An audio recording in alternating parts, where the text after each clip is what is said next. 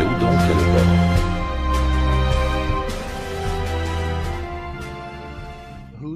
Qui dit qu'il y a un bord et pourquoi supposer qu'il y en ait un?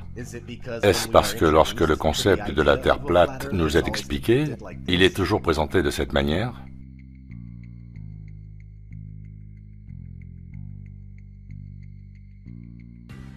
Dans le modèle actuellement le plus accepté, l'Antarctique n'est pas un continent, mais une masse de glace de 360 degrés qui retient les océans à l'intérieur. Quand on regarde la carte de Gleason, qui date de 1892, on voit indiqué dans le haut qu'elle est scientifiquement et pratiquement correcte, telle qu'elle.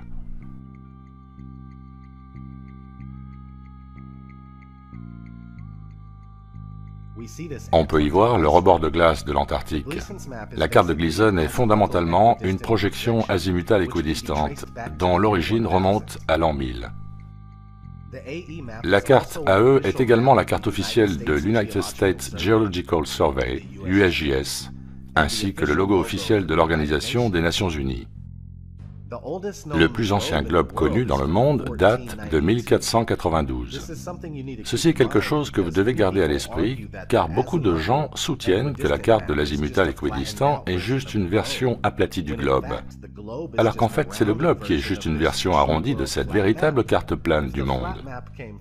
Si la carte du monde plat est venue en premier avec la capacité de se convertir en un globe sans aucun problème, alors ceci devrait vous donner une idée de la manière dont la Dupree a pu être réalisée.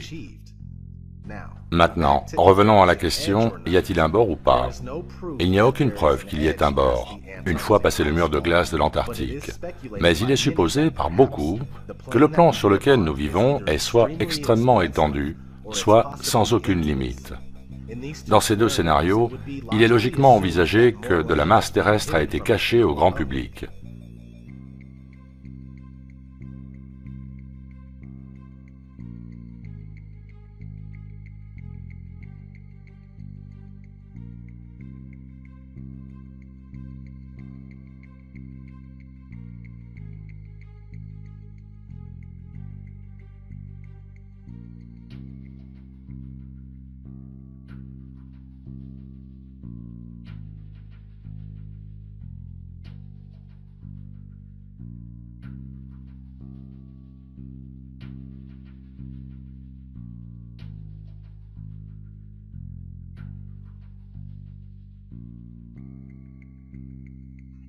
Dans une interview de 1954 avec l'amiral Richard E. Byrd, un officier de la marine américaine spécialisé dans l'exploration, celui-ci avait ceci à dire.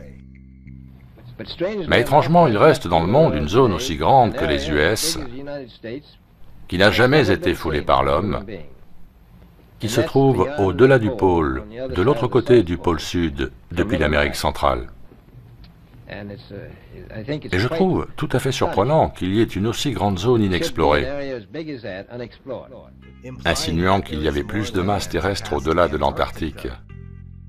Si cette terre inhabitée était sur un globe, elle se situerait dans l'océan Indien.